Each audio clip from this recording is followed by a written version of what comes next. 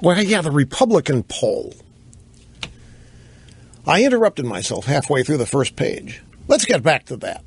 Let's get back to the Republican poll.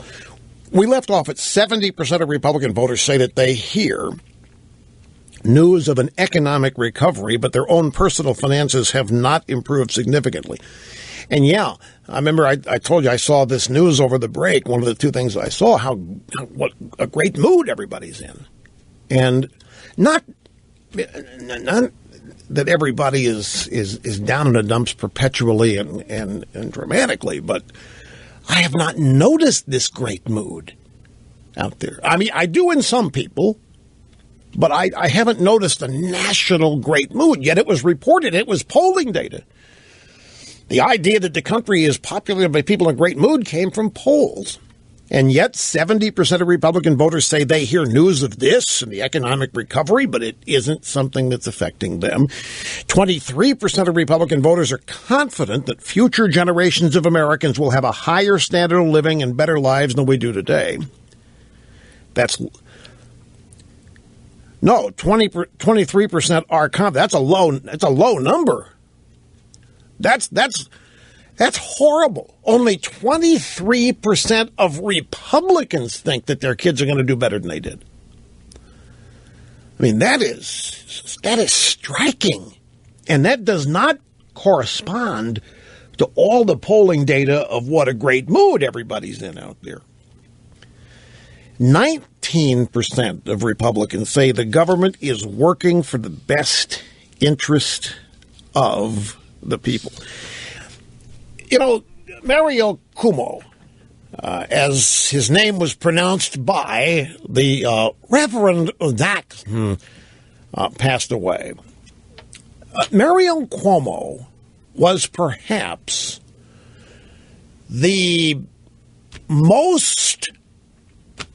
biggest, the most profound what-if candidate the Democrat Party has ever had. Now, Cuomo became nationally acclaimed because of, well, two speeches, but primarily one. It was his speech at the Democrat National Convention in San Francisco in 1984. A Democrat candidate, and by the way, this dovetails with these two numbers, 23 and 19%. The Democrat candidate in 1984 was Walter F. Mondale from Minnesota, went on to lose 49 states.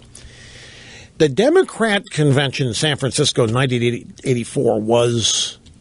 Now, you want to talk about a time when America was in a good mood and was optimistic and was just beating the band and the country was growing, unemployment was coming down, jobs were being created. It was the 80s, and primarily it was the last 6 years of the 80s. But the two terms of Ronaldo's Mac, in the middle of this recovery from the Jimmy Carter melees, in the middle of it, I mean, we were just starting to boom. Employment, I mean, folks, to the tune of 700,000 jobs a month were being created. Nobody was being cut back to 30 hours a week part-time so that the employers wouldn't have to pay their health care. I mean, it was a totally different time, and it was upbeat, and the Democrat Party could not stand it. The Democrat Party could not permit it. And so here came Cuomo, and I don't even think he was the keynote. Might have been, I can't remember. Jesse Jackson gave a speech then, too, that I think it was his second, and it didn't rate as well or get the reviews that his first one had, whenever it was. Anyway, Cuomo shows up, and he delivers the most pessimistic, dire, we are screwed, it's over, this country is in the dawn and twilight of our years, it's horrible speech I have ever heard. And everybody said that it was that speech that launched Mario. That speech had a lifespan. Well, what? Reagan went on to win 49 states. Just how effective could that speech have possibly been? But this is how liberalism and the media work. Cuomo goes out, Reagan's theme shining sitting on a hill. Great country, we are just rolling. Reagan optimistic about it. There's nothing holding us back. The Soviet Union is about to implode. I mean, we're on a roll. And here comes a Democrat convention trying to deny all of this and tell everybody, no, don't believe that. Because there's an invisible America you don't see where most of America lives, and it's homeless, and it's jobless, and it's starving, and it's thirsty. And it was just, the media loved it, the Democrat delegates loved it, the Democrat Party loved it, but the country didn't. Yet everybody heralded Cuomo as this great orator and so forth, but that speech couldn't have had any impact. It didn't help Mondale. Mondale went on to lose 49 states 6 weeks or 7 weeks later, whatever it was. I have to take another break here, folks. Sit tight. We'll come back and continue with this after this. Don't go away. Just to show you the difference, Mario Cuomo came out. It was a full-fledged attack, his 1984 speech in San Francisco, that he was acclaimed for. You had to be there. I mean, it captivated. It captivated the media. And all it was an attack on Reagan, which makes sense. I mean, he's a conservative Republican. Media hated them then as they do now. But it was also a portrayal of America as the worst of times in any Charles Dickens novel.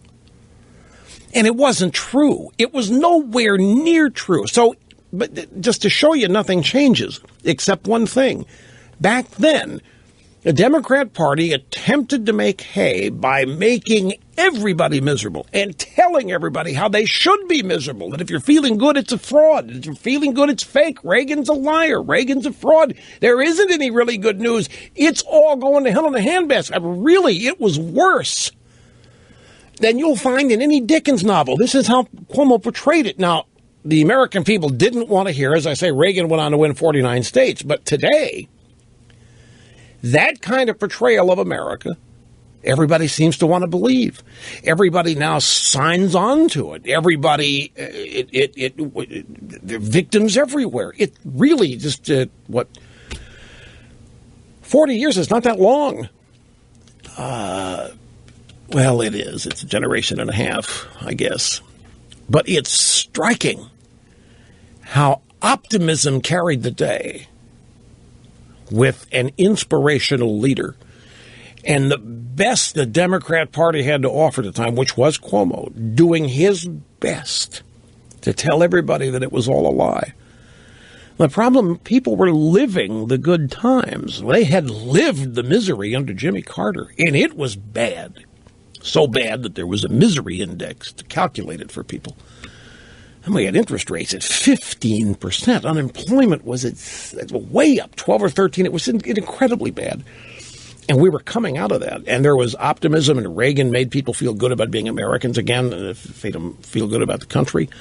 And here came a Democrat Party trying to wipe it all out. And it didn't work then. But it hasn't taken them long, has it? To wipe out that sense of optimism from most people. And replace it with a constant pessimism. And, by the way, one of the things about Barack Obama, he wrote about it in his book, and I mentioned this, he admired Reagan in one way. Reagan transformed the country. And that's what Obama wants to do. He hated Reagan, and he hated Reagan's policies. And I'm telling you, one of the things Obama is about, one of the things that animates Obama is destroying everything to do with Reagan. Reaganomics, the idea of tax cuts causing economic growth and a growing private sector. Obama is hell-bent on convincing people, and that's what his tour here is about to start being. He's hell-bent on convincing people that the only way the economy can grow is if government does, and if government's running the show, if government's making decisions, if government's employing you, if government's this. He's out to wipe out every last positive memory of the 1980s. That's primarily what is animating Obama. We'll be right back.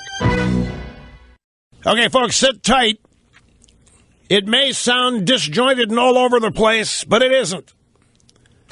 It all comes together at the end of every 3 hours. Rush Limbaugh, the EIB Network. Back with much more after this.